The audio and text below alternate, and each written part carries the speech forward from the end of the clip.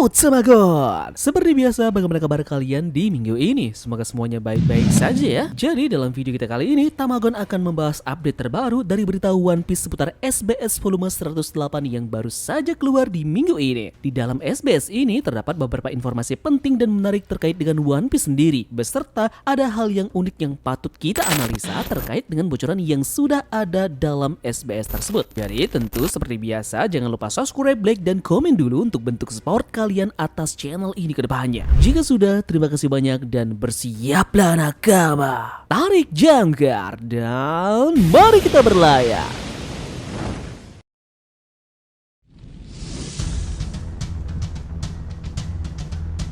Sebelum memulainya, Tamagon akan jelaskan dulu bagi yang belum tahu kolom SBS. Ini merupakan kepanjangan dari Shitsumon o Boshushuro dalam versi Indonesianya yang berarti silahkan bertanya sepuasnya. Adalah kolom pertanyaan dan jawaban yang mulai dalam volume 4 dari manga, di mana Eiichiro Oda menjawab pertanyaan yang dikirimkan oleh penggemarnya di penjuru dunia. SBS volume 108 kita akan mulai dari informasi terkait dengan bajak laut Akagami. Ada seorang penggemar yang bertanya kepada Oda Sensei, dari kru bajak laut manakah nama gadis cantik yang memeluk Shanks? Aku juga ingin dipeluk olehnya. Oda menjawabnya, oh, dia adalah Linaria dari bajak laut kupu-kupu. Dia diselamatkan oleh Shanks ketika dia masih kecil dan sejak saat itulah dia mengidolakan Shanks dan menjadi bajak laut. Dia adalah seorang pelaku pembakaran berbahaya dengan julukan menangkap api Linaria. Slogannya adalah saya akan mengikuti Shanks. Nah, melihat hal seperti ini, akan ada banyak bajak laut dan orang-orang sipil yang diselamatkan oleh bajak laut Akagami ini yang akan menjadi aliansi darinya nanti. Kita lanjut dengan SBS yang menyangkut nama dari salah satu karakter yang penting dalam cerita One Piece mengenai pergerakannya. Dia adalah bos dari berita koran yang terbesar di dunia One Piece. Yep, siapa lagi kalau bukan Morgans? Ada yang bertanya, apakah Morgans ini adalah burung yang tidak bisa terbang dari ras Ming? Oda kemudian menjawabnya, yep, benar, tidak seperti spesies burung di antara ras Ming. Ras Ming terdiri dari hewan-hewan humanoid dengan bulu yang halus. Meski begitu, Morgans memakan buah iblis Tori-Tori model albatros. Dia selalu berwujud manusia burungnya alias hibridanya. Jadi aku ingin tahu seperti apa dia sebenarnya dalam wujud manusianya. Yup, ini masih saja menjadi banyak pertanyaan di antara kita. Siapakah di balik sosok Zoan bulung albatros dari Morgans ini? Bagaimana jika Bogart adalah orang di balik burung ini? Ini adalah salah satu agenda dari Sword yang menyamar menjadi burung albatros ini. Bogart terinspirasi dari aktor film Amerika Humphrey Bogart yang terkenal selalu menyimpan cerutu di mulutnya dan beberapa karakternya memainkan peran utama sebagai agen rahasia. Bahkan Humphrey Bogart ini adalah seorang perwira angkatan laut di kehidupan nyatanya. Yup,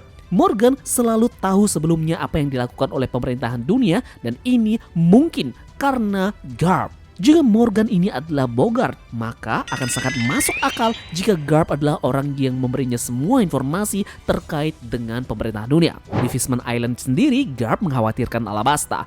Yep, mungkin Garp lah yang menyuruh Morgan untuk membawa Vivi bersamanya. Bogart akan menjadi pilihan yang menarik dan akan menjelaskan bagaimana Morgan memiliki kemampuan untuk menyadap sinyal pemerintahan dunia dan berkomunikasi dengan Superball.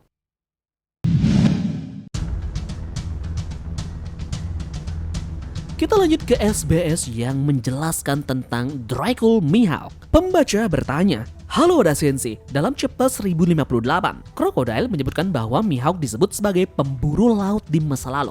Apakah itu entah bagaimana terkait untuk alasan mengapa Mihawk bergabung dengan 7 panglima perang laut? Oda kemudian menjawabnya, Mihawk adalah orang yang menyimpan dendam melawan marinir di masa lalu dan telah mengalami pengkhianatan yang benar-benar hebat. Dalam arti kesendirian, dia seperti layaknya Crocodile yang tidak percaya pada orang lain. Dia juga adalah orang yang sudah benar-benar bosan dengan kehidupan. Maka dari itulah dia menjadi anggota dari 7 panglima perang karena dia tidak akan dikejar oleh marinir. Dan dengan begitu dia akan mendapatkan ketenangan dan juga kedamaian. Jadi begitulah mengapa alasan dia menjadi anggota dari Shichibukai. Nah, tapi sekarang posisi itu telah lenyap. Jadi idenya sekarang adalah bersembunyi di balik bayangan Buggy. Kemudian lanjut, SBS membahas lagi tentang Gold Roger. Penggemar bertanya kepada Odachi, saya punya permintaan. Saya sangat tersentuh bahwa dalam kartu Fever Card-nya tertulis bahwa Roger menamai pedangnya Ace. Jadi, bisa saya meminta Anda untuk menggambar antropomorfisme dari Ace? Kemudian Oda menjawabnya, "Hah? Saya menerima permintaan ini berkali-kali. Kalian tidak adil. Sekarang saya tidak punya pilihan lagi selain menggambar antropomorfisme dari Ace." Yep, jadi inilah bentukan dari entitas manusia yang dimiliki oleh pedang Ace. Benar-benar sangat tampan. Kita lanjut ke SBS yang lainnya. Ada yang bertanya, hari ini seperti apa penampilan Eva-chan ketika dia sudah makan buah iblis Uo Onomi model Azure Dragon Giga Valley? Oda pun menjawabnya, "Saya mengerti, takdir memang setipis kertas. Ini akan menjadi spoiler bagi mereka yang hanya membaca volume. Bukan aku, tapi setelah masuk cerita, saya tidak ingin memasukkan hal konyol ini ke dalam halaman. Untung aja dia tidak dapetin buah iblisnya Kaido." Lanjut ke Garling v Garland. Ada yang bertanya tentang gaya rambut dari Garling. Seperti apa jadinya jika dia terus menumbuhkan rambut dan janggutnya? Jawaban dari Oda benar-benar di luar nurul.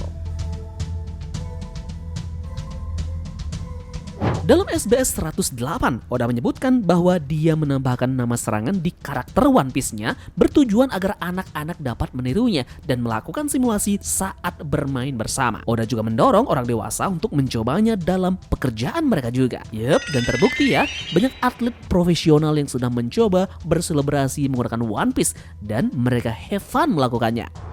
Sekarang kita ke Marinir. Marinir dari kelas balik Koby ini bernama Wakil Laksamana Hototogizo. Dia bekerja di bawah pasukan Zoro. Seperti beberapa marinir wanita yang lainnya, dia diberi nama berdasarkan nama seekor burung, yaitu burung kukuk kecil. Oda juga mengkonfirmasi bahwa dia memang anggota pasukan Zoro yang kita lihat sekilas di kilas balik dari Law, yang kemudian di Dressrosa sekarang. Dalam SBS 108, Oda juga menyebutkan tidak ada warga sipil tradisional di Hachinosu, tetapi mantan penjahat yang menjalankan perusahaan lokal. Meskipun pulau ini mungkin tidak memiliki hukum, para penjahatnya sendiri masih mengikuti beberapa aturan dari pulau tersebut. Oda juga mengungkapkan bahwa benda mirip telinga beruang yang keluar dari kepala Kuma sebenarnya hanyalah bulu tempat tidurnya. Kemudian, Oda juga mengungkapkan hobi dari anggota SWORD.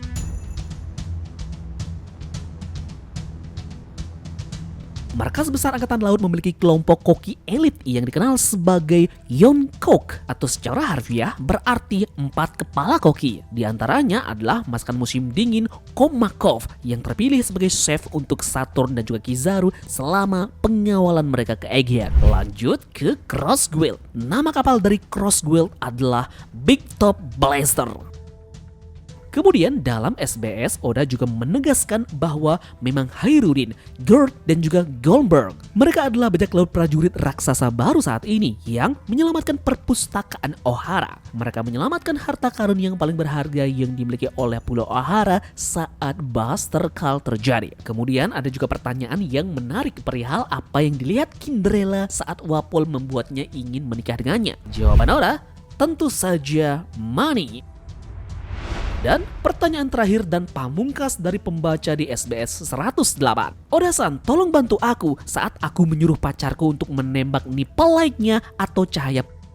Itu tidak berhenti. Apa yang harus aku lakukan? Oda Sensei menjawabnya, tolong tembak aku juga. Yup, jadi itulah isi lengkap dari SBS volume 108 yang kita dapatkan di minggu ini. Menurut kalian informasi apa yang paling penting dalam SBS ini? Apakah terkait dengan masa lalu dari Mihawk yang dimana di Angkatan Laut dia mempunyai seorang musuh lalu berkhianat dengannya? Atau kalian masih bertanya-tanya tentang siapa sosok di balik Zoan Albatros milik Morgans? Jadi terima kasih ya dari kalian yang sudah mau ikut berlayar bersama-sama teman hari ini. Mohon maaf jika ada informasi yang kurang maupun kata-kata yang kurang berkenan. Sampai jumpa di SBS terbaru mendatang. Sekian dari Tamagon dan turunkan jangkar. Mari kita berlabuh.